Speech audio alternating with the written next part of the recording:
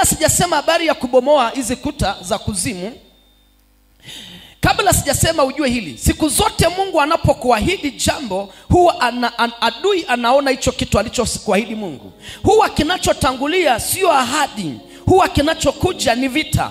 Na Mungu hatishwi na vita, anatazama neno alilosema ili atimize katika maisha yako. Lazima uhakikisha alichosema Mungu atatimiza. Lazima uamini kwamba atatimiza. Nataka niseme ni mwaka huu lazima Mungu atatimiza alichosema juu ya kanisa lake, juu ya maisha yako. Siku zote Mungu anaposema na wewe, ninakwenda kukuinua, ninakwenda kukutajirisha, ninakwenda kukubariki, ninakwenda kukufanya kuwa mwanasifa mkubwa, ninakwenda kukupa kazi, unakwenda kuolewa, unakwenda kujenga. Wakati Mungu anaposema na wewe, au ujumbe unapotoka madhabahuni kuja kwako, au Mungu anaposema na wewe, yamkini uko kwenye maombi ukasikia sauti ya Bwana, yamkini uko kwenye maombi Mungu akasema na wewe, au kwenye ndoto, au wakati mwingine sauti ya upole. Siku zote Mungu anapokupa ahadi, huwa kinachotangulia sio ahadi ya Mungu, huwa kinachotangulia ni vita. Ndio maana kuna watu wameenda kwenye maombi wakasikia Mungu anasema nao, lakini baada ya muda, badala waone majibu, wanakutana na vita. Na wengi wanasema labda Mungu hakusema na mimi, au labda Mungu hakusema na mtumishi wake, au labda Mungu hakusema na nabii wake. Vyovyote utakavyofikiri, lakini nataka nikwambie siku zote Mungu anaposema na wewe, au unabii unapotoka juu yako, huwa kinachotangulia ni vita. Na shetani huwa anaachilia vita kwa sababu ameshaona kinachokwenda kutokea, ameona ujumbe ndani yako, ameona baraka ambayo imeshaachiliwa, anainua vita kukatisha tamaa. Nataka nikwambie, ukiona vita, elewa kuna kuta zinasimamishwa ili usifikizwe baraka. Lakini nataka nitangaze leo, nitaangusha kuta. Alichosema Bwana lazima kitatimia. Mtu mmoja asema amina basi. Mtu mmoja asema amina basi. Kila ukuta waliokujengea, maana wameshaona baraka, wameshaona biashara, wameshaona utumishi, wameshaona neema, wameshaona ndoa, wanainua kuta ili wale watu ambao wangekuvusha wasikuone tena, wasiwe wateja wako. Nataka nitangaze, kuta zitadondoka. Kuna watu watakuja kwenye maisha yako. Kuta zitadondoka. Kuna mtu mmoja atakutafuta. Kuta zitadondoka. Utaolewa kwa upya. Kuta zitadondoka. Kuna simu ya baraka utaiona. Sema basi amina kama unabarikiwa. Tumoja aseme amen. Amesema kila ukuta utadondoka. Kwa hiyo huwa kinachotangulia, Mungu anaweza kukwambia mwanangu unakwenda kuolewa, mwanangu unakwenda kupata kazi, lakini kinachotangulia unashangaa wanakuja waume za watu. Unashangaa ndio vita inanyanyuka. Kisikutishe, alichosema Mungu lazima kitatimia. Sema basi amina kama unabarikiwa. Haijalishi vita inawaka, sikiliza, vita isikutishe. Nataka nitangaze kinabii, haijalishi vita ipo, lakini imetumwa nikwambie hautakufa unajua, hautakufa unajua, hautakufa unajua. Kuna mahali unakwenda bado. Haijalishi watakuchekelea, watakukejeli, waambie kuna kitu nabeba. Maadamu siingia kwenye jeneza, maadamu bado sijazikwa, kuna kitu nabeba. Hichi ninachokibeba lazima kitazaliwa. Sema basi amina kama unabarikiwa. Malaki 1:5 ambayo tulikuwa tunasoma pale, anasema wao watajenga bali mimi nitabomoa, asema Bwana. Kuta za kichawi zipo na zinaweza zikabomolewa, na njia rahisi ya kubomoa ni kwa kutumia jina la Yesu kwa nguvu na kwa imani. Amesema kila ukuta niliozungushiwa itavunjika leo. Iko hivi, iko hivi. Mwangalie mwenzako mwambie iko hivi. Hapa tumeingia ndani ya nini? Ya jengo. Sema jengo. Hebu angalia ukuta wa nyumba. Wa ukuta unakutenga, kuna mtu ambaye yuko nje hata kuona. Si sawa jamani wapendwa? Si sawa jamani wapendwa? Sasa kuna mtu anataka kukuona lakini hakuoni. Kwa nini? Umetenganishwa na ukuta. Sasa ulimwengu wa roho unaweza ukajengea ukuta. Kama una biashara, wateja hawatakuona. Kama unataka kuolewa, mume wako sahi hata kuona. Kama una huduma, hakuna watu wataona huduma ulio nayo. Lakini leo tukisema bomoa ukuta, ukibomoka mtu aliyoko nje atakuona. Hivi nasikika kule mahali hapa.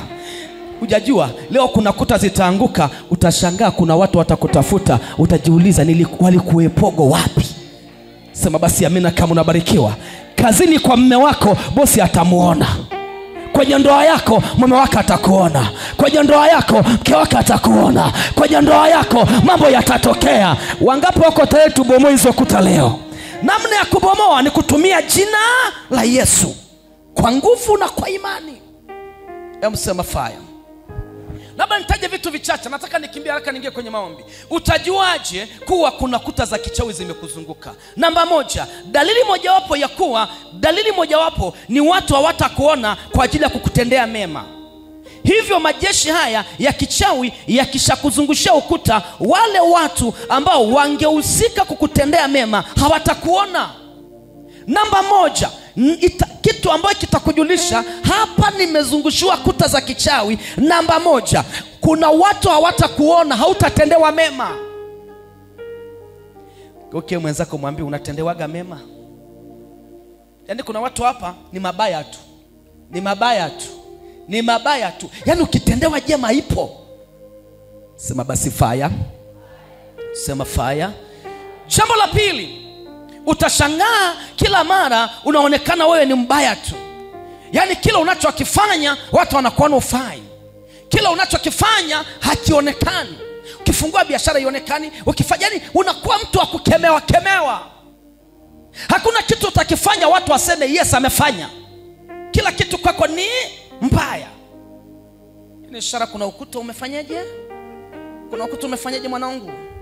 Namba tatu, unaweza ukawa na biashara na kuna mtu anakufahamu kabisa, anapita hapo hakuoni, akishanunua kitu kwa jirani. Yaani kwa hivi, kama watakuzungusha ukuta huu, maana yake una biashara, mfano nitolee mfano, una duka. Alafu ile biashara unashangaa anakuja mtu anayekufahamu, labda rafiki, labda jirani. Unashangaa anapita hapo kabisa, anaingia duka la jirani, akishanunua kitu ndiye anakuona. Kumbe Susana ulikuwa hapa. Unajua sijakuona. Siku nyingine basi shosti maana nimeshanunua. Ndio kwa heri, baraka imeshakupita siku hiyo.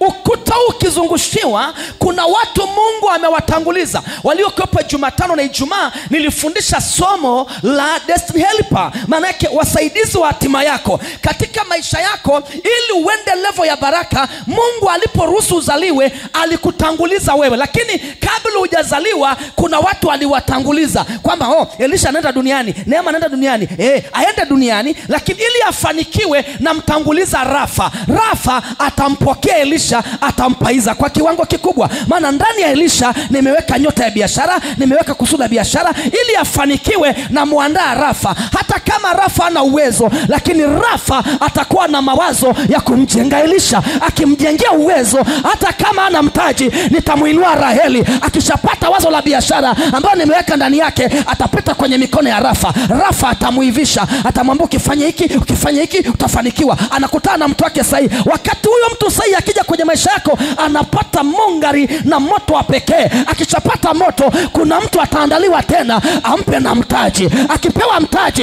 kuna level atakwenda ambayo sio ya kawaida. Ninatamka kinabii, kuna watu wanaandaliwa, hawatabaki kama walivyo.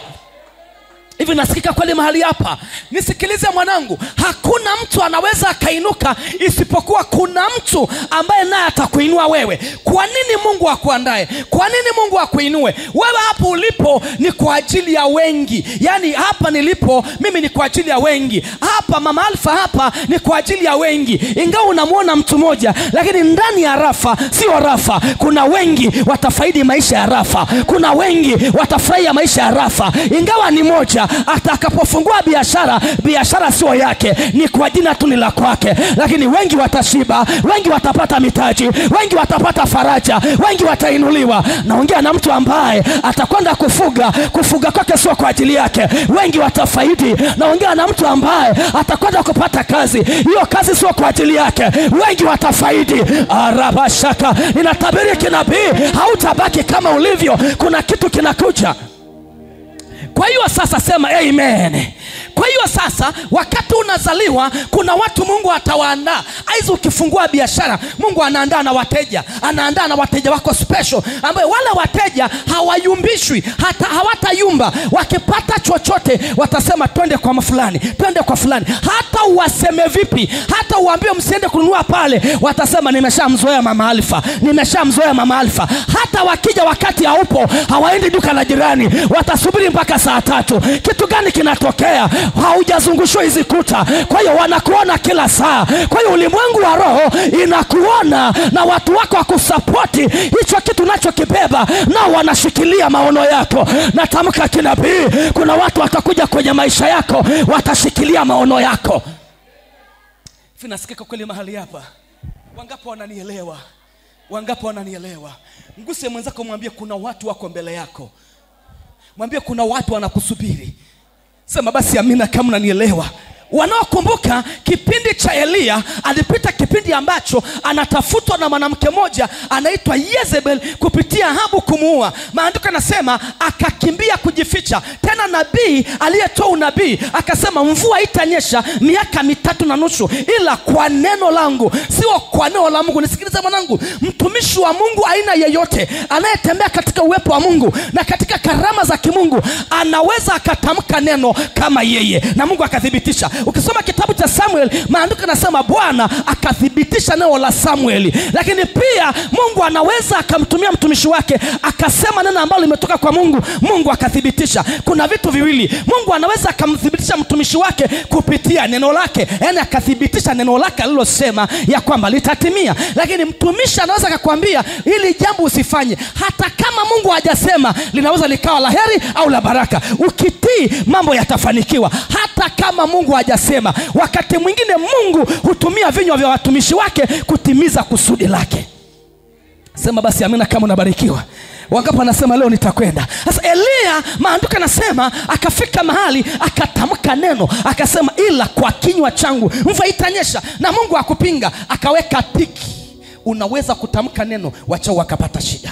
Unaweza kuamuru vitu vikatokea. Sasa kinachotokea nisipoteze kwenye mada, maandiko yanasema Elia akawa anajificha kwenye mapango mpaka wakati fulani Mungu anatuma kunguru amlishe. Kilichotokea ni kitu kimoja. Maandiko yanasema akafika mahali anajiombea afe, akasema nimechoka, bora kufa kuliko kuishi. Akaiombea roho yake itoke. Mungu akamwambia Elia, kwani nimechoka? Akasema naona wivu. Anajitetea, naona wivu kwa sababu Waisraeli wamekuathi, wamekuacha. Mungu akamwambia no, amka ule, maana safari yako bado ni ndefu. Akaletewa mkate na maji. Maana yake analishwa neno na nguvu za Roho Mtakatifu. Ukitaka kusafari, kumbuka sawa kushiba neno, kukiri neno, kujazwa neno, kuamini neno, alafu neno litawishwa na nguvu za Roho Mtakatifu. Kitakachokufanya uwe jasiri ni neno na maji ya Roho Mtakatifu. Kwa hiyo Elia akala mkate ambaye ni neno, alafu akanywa maji mengi. Maandiko yanasema akapata nguvu.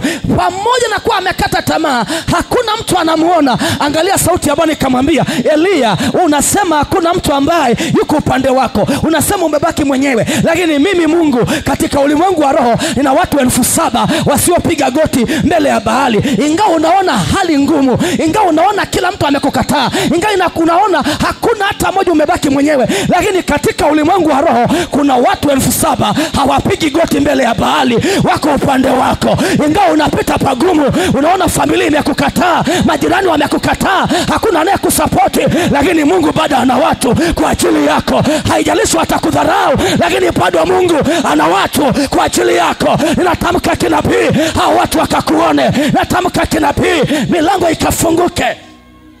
Sema basi amina kama unanielewa. Mungu akamwambia Elia, nina watu 7,000 hawapigi goti mbele ya Baali. Wewe unajificha kwenye mapango, wewe umebaki kama mwenyewe.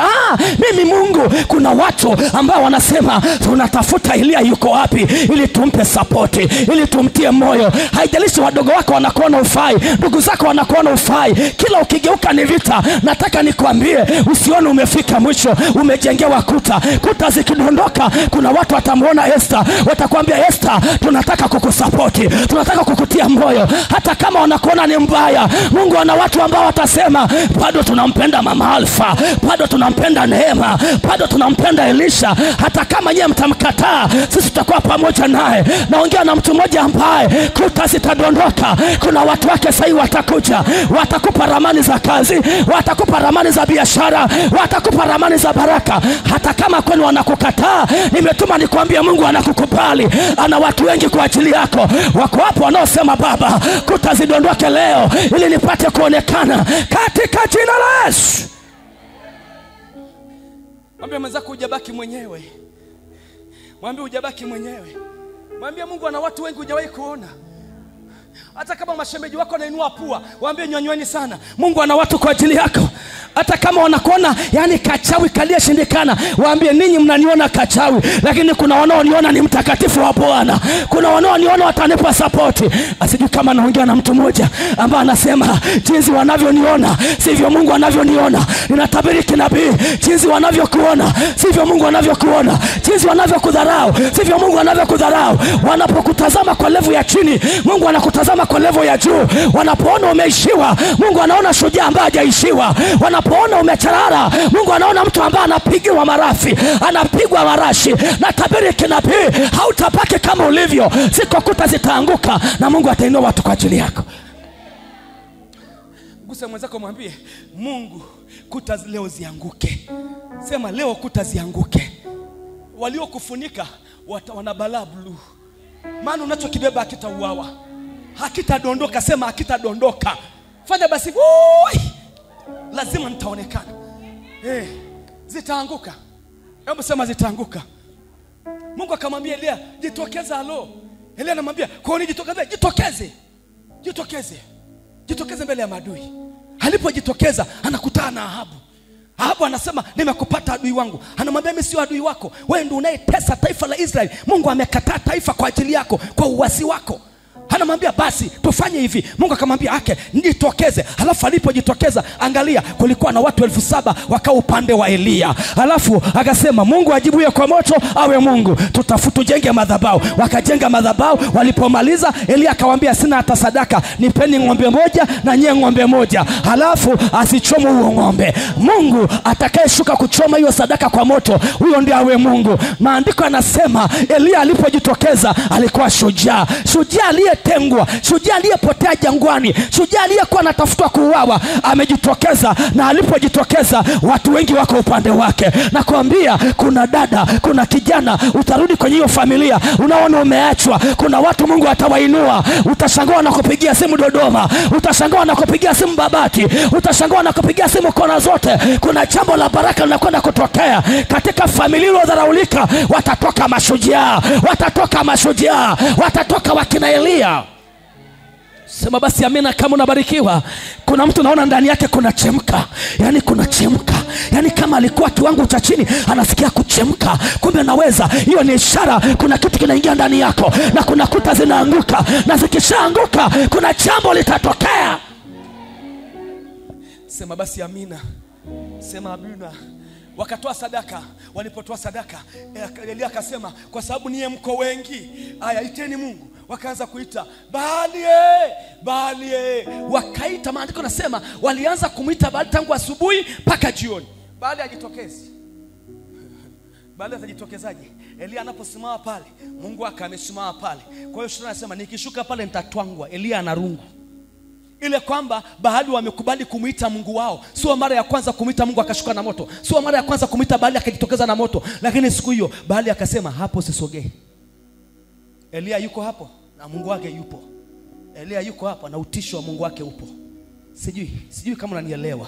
Nataka niseme hivi, kuna mtu atachukua leo mafuta kwenye hiyo familia, kwenye hiyo boma. Wachao watasema hata kama tulikuwa tunaloga, maadamu Alfa yupo, maadamu Neema yupo, maadamu Aaron yupo, hatushuku tena kwenye hiyo familia. Tunatafuta matatizo. Ninatamka kinabii Bwana, kwenye kazi yako hawatashuka tena, kwenye pikipiki yako hawatashuka tena, kwenye maisha yako hawatashuka tena. Kuna ngome zinakwenda kuanguka. Watakuogopa. Utisho wa Bwana utakuwa juu yako.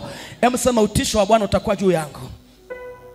Maandiko yanasema wakaita, maandiko yanasema ikafika mahali wakajikatakata na wembe. Maana unajua maka walikuwa na katakata mili yao damu itoke walishe mapepo. Yaani maana yake damu za ng'ombe zimegoma. Inabidi sasa watoe damu za watu wawape mapepo ili waje wafanye kazi. Walipomuita Bahali, bado Bahali akasema hata damu ya mtu sitaki. Unajua kuna mtu anakwenda kwa mganga, alafu anaenda kuaguliwa alogwe, alafu picha ya nabii Elisha inajitokeza. Sio mimi, ni Yesu anatumia sura yangu ya mtu aliyemwamini Yesu, anajitokeza kwa mganga. Alafu picha anayelogwa anajitokeza. Alafu kule kwa mganga moto unawaka kwamba unayemloga halogeki Bwana, unayemtesa hateseki tena. Na tabiri kinabii Bwana, kuna watu wameshinda wiki hii, kuna watu hata logeka kuanzia safari hii.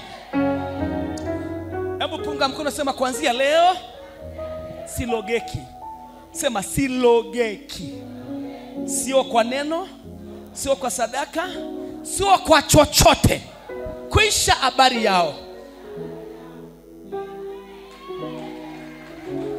Nataka mwanangu ifike mahali umwambie Mungu, na ijulikane sasa, hawa wamepambana na nguvu zao, wamepambana na mimi, lakini Bwana wamenitesaga. Lakini kwa madhabahu ya leo na kwa nguvu ya leo, na ijulikane sasa kama Elia alivyosema, Mungu ajibuye kwa moto na hawe ndiye Mungu. Na utakachoenda kufanya leo, utakaposimama kwenye hiyo familia, nataka niseme moto utashuka. Ikishuka, madhabahu zote za kuzimu zitalambwa, madhabahu za mapepo zitalambwa. Wakati zinalambwa, Mungu wake atapokea utukufu. Kuna watu watakwenda kusema, heri mtoto wa mama fulani maana amebarikiwa. Heri wewe maana umeinuliwa. Aliyekupiga vita kuna siku atakuja kuomba chakula kwako. Aliyekupiga vita kuna siku ataomba msaada kwako. Aliyekupiga vita atatafuta na Mungu uliye naye. Imefika saa wana wa Mungu tuteke anga.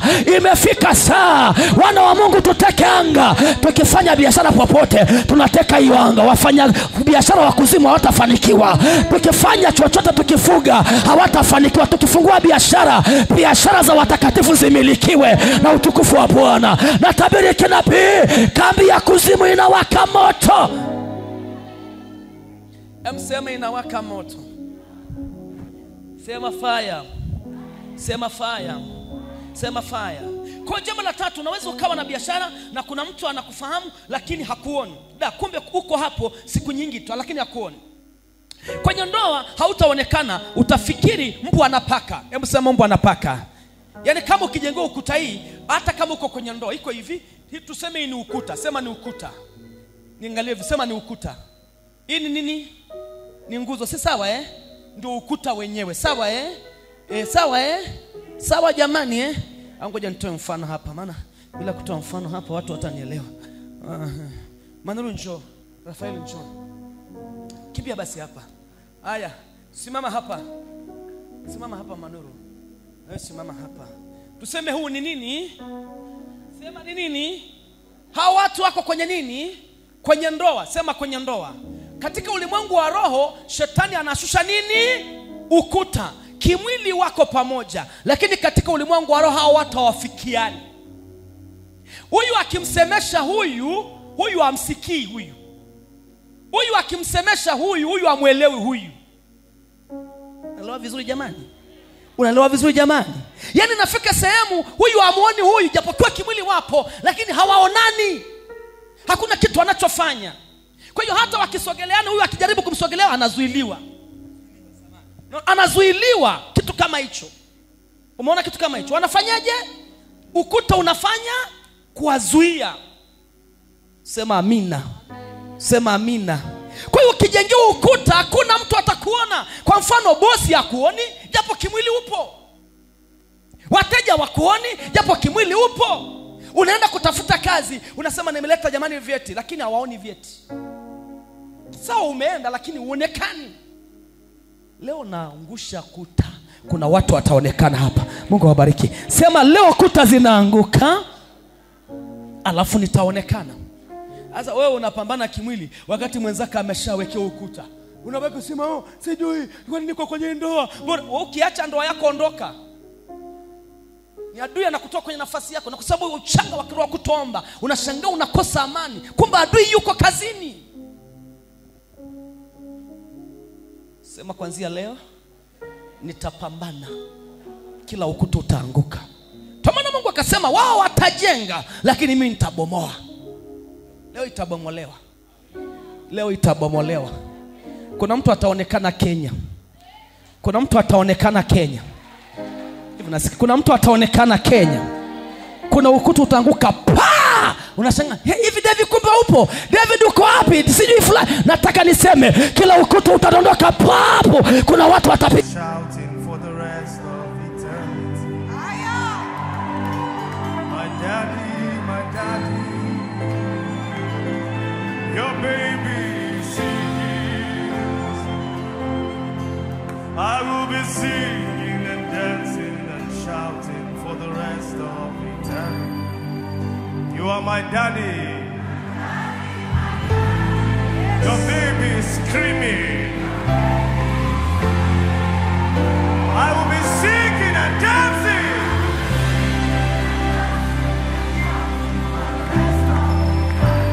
Let's hear some song on that. My Jesus, your beloved.